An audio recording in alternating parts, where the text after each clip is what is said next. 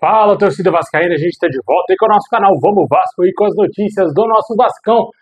Pessoal, uma péssima notícia aí, muito preocupante para o clássico de domingo. Vamos falar também da situação do Coutinho, do Maicon, também aí os números do Rafael Paiva e muito mais agora para vocês. Mas antes de começar, deixa o like, se inscreve aí no canal se você não está inscrito, ativem o sininho das notificações aí para você receber os vídeos postados diariamente aqui no nosso canal Vamos Vasco. Falta muito pouquinho para a gente chegar a 215 mil inscritos.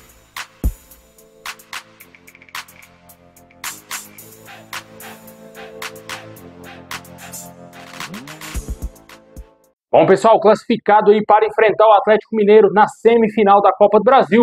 O Vasco vem conquistando bons resultados aí desde a chegada do Rafael Paiva, né, cara? O cara mudou totalmente a cara do Vasco, o cenário do Vasco aí no futebol em 2024. E a gente espera que o Vasco continue até ser campeão, né, mano? O sonho do torcedor é ver o Vascão ser campeão, bicampeão da Copa do Brasil e fazer um ótimo campeonato brasileiro, ficar ali entre os 8 primeiros colocados, se possível mais à frente ainda, porque vale ressaltar que cada posição acima é mais dinheiro para a conta do Vasco, e seria muito benéfico aí ver o Vasco chegando ali no G6, com certeza, se virar G8 também, uma possibilidade de ir para a pré-Libertadores, caso não conquiste a Copa do Brasil. Esse é o desejo do torcedor, né? E o Rafael Paiva vem sendo peça importantíssima aí nessas conquistas do Vasco, né, cara? Que vem sendo essas vitórias. O Vasco estava em um bom tempo sem perder, perdeu para o Atlético Paranaense, mas mesmo quando perde, o Rafael Paiva ganha o jogo, né, cara? O Vasco ganha a partida mesmo perdendo, né? É um cara extraordinário, um belíssimo trabalho. E os números dele à frente do Vasco são no total 18 jogos, 10 vitórias, 4 empates e 4 derrotas, um aproveitamento de 62,9%, 27 gols marcados, 17 gols sofridos, cerca de 7 finalizações para fazer um gol, 15 finalizações, e um pouco mais de 15 finalizações para sofrer gol, né? O Vasco hoje é o quarto time que mais somou pontos aí no Campeonato Brasileiro nesse período que o Rafael Paiva esteve à frente do Vasco.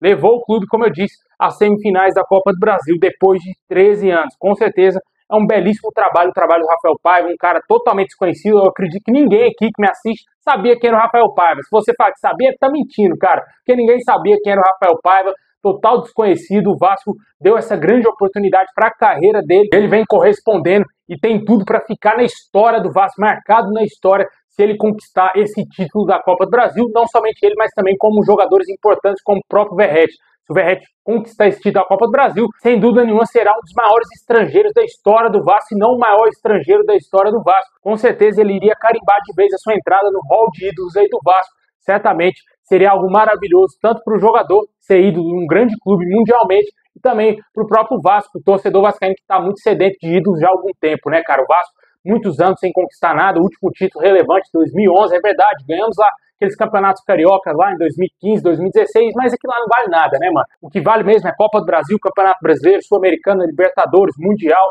e o Vasco não ganha título relevante há muito tempo, e agora a gente espera que, quem sabe, nesse ano, o Vasco bata campeão, seja aí bicampeão da Copa do Brasil. Vai ter um time difícil pela frente no Atlético Mineiro, apesar de ter jogado muito mal contra o São Paulo ontem, assisti o jogo todinho. Não gostei do que vi do Atlético Mineiro, ou melhor, gostei do que vi porque vi que o Vasco tem chance sim de eliminar o Atlético Mineiro e lutar por esse título aí, seja qual for o adversário, se é o Flamengo ou se é o Corinthians, né? Mas, na minha opinião, o Vasco tem totais condições de vencer o Atlético Mineiro, vencer principalmente São Januário e jogar por um empatezinho lá em Minas Gerais, caso o jogo seja da mesma forma que foi com o Atlético Paranaense, né? O Vasco decidindo na casa do adversário. Torcemos aí para que o Vasco decida em São Januário, faça um bom primeiro jogo. O primeiro jogo será já no dia 2 de outubro e a volta possivelmente será no dia 17, está inicialmente marcado para o dia 16, mas nesse período terá data FIFA. A tendência é que o jogo seja no dia 17 de outubro, o jogo da volta. Torcemos para que seja em São Januário, ainda vai ter acontecendo o sorteio do mando de campo. Deixe nos comentários o que você espera do Vasco, do Rafael Paiva para a sequência da temporada. Torcedor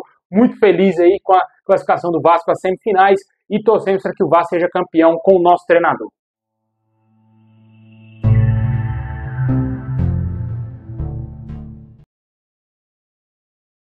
Bom, pessoal, agora vamos dar um girão nas notícias. A partida entre o Vasco e Cuiabá foi novamente reagendada, né? O jogo estava marcado inicialmente aí para o dia 25 de setembro, nesse mês ainda, mas essa partida foi transferida para o dia 23 de outubro, cara. Dará numa quarta-feira, às 7 horas da noite. Os compromissos do Vasco pela Copa do Brasil motivaram a alteração dessa data E o Vasco aí vai ficar praticamente um mês sem enfrentar o Cuiabá aí, jogo que já era atrasado, vai ficar mais atrasado ainda. Daqui uns dias vão terminar o Campeonato Brasileiro e o Vasco vai ter esse jogo atrasado ainda contra o Cuiabá, né? Mas eu não gostei porque o Vasco vive um ótimo momento, seria excelente para o Vasco enfrentar o Cuiabá agora para se estabilizar mais ainda dentro da competição do Campeonato Brasileiro e lutar pelo G8, possível G8 aí na competição, né? Agora, o Vasco vai ter pela frente adversários complicados. Primeiramente, vamos enfrentar o Flamengo no próximo domingo, né? Teve lá hoje um boicote lá, né, cara, pra venda de ingresso do torcedor vascaíno, aquilo ali é nítido, né, cara? Só não acredita que o Flamengo boicotou o Vasco só quem é otário, né? Porque realmente os caras fizeram de tudo pra prejudicar a torcida vascaína e conseguiram, né? Porque o torcedor ficou horas e horas pra tentar comprar ingresso. Certamente muitos torcedores vão até desistir de comprar ingresso.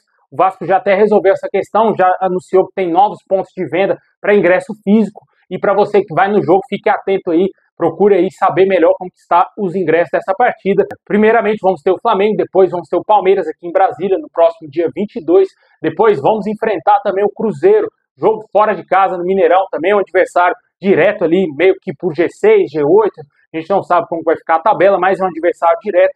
Esperamos que o Vasco conquiste boas vitórias, jogos difíceis, jogos complicados. E quando acabar essa maratona aí do Campeonato Brasileiro, Flamengo, Palmeiras e Cruzeiro, tinha o Cuiabá no meio, né? Mas agora são somente esses 3 jogos. O Vasco já vai jogar direto no dia 2 de outubro, como eu falei, contra o Atlético Mineiro no jogo de ida pela Copa do Brasil. Bom, e por falar no jogo contra o Flamengo, vamos ter dúvidas seríssimas aí no time do Vasco, né? Algumas nem tão sérias assim, como o caso do Felipe Coutinho, né? Mais uma vez, o jogador é uma grande dúvida para a partida, a tendência é que ele nem sequer seja relacionado para o clássico contra o Flamengo e deverá ficar fora de mais uma partida. Eu acho que o Coutinho, meu amigo, só volta em 2025, olha lá. Ainda tivemos o problema do Michael, né, cara, que teve aquela lesão lá no nariz, não sabemos se o jogador teve a fratura no seu nariz constatada, ainda não foi divulgado pelo Vasco, mas a princípio ele não seria um problema tão grave assim para a partida. A tendência é que ele seja pelo menos relacionado, mas não deixa de ser uma preocupação, né? Tomara que não agrave nenhum tipo de problema no nariz do jogador e ele atue tranquilamente ao lado do Léo Pelé. Ressaltando mais uma vez que o João Vitor está suspenso, tomou o 3º cartão amarelo, está fora do clássico e o Léo Pelé será titular mais uma vez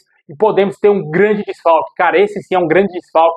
Lucas Piton, o jogador estaria sentindo incômodo no tornozelo esquerdo e será avaliado nesse sábado. Apesar das dores, nenhuma lesão foi detectada, mas não deixa de ser uma seríssima dúvida aí para o clássico contra o Flamengo. Tomara que o jogador se recupere a tempo, não sinta mais dores e atue tranquilamente nesse jogo tão importante, né, cara? Deixem nos comentários qual o seu palpite pro clássico de domingo. Na minha opinião, 2-1 Vasco. O Vasco vai vencer esse jogo, se Deus quiser. Tenho confiança no nosso elenco aí. Nunca falei isso aqui no canal, mas é a primeira vez que eu tô falando que eu tenho confiança no elenco do Vasco, que a gente vai conseguir vencer esse jogo.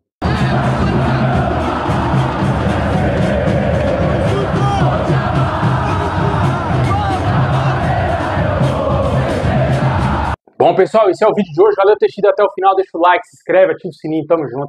É nóis.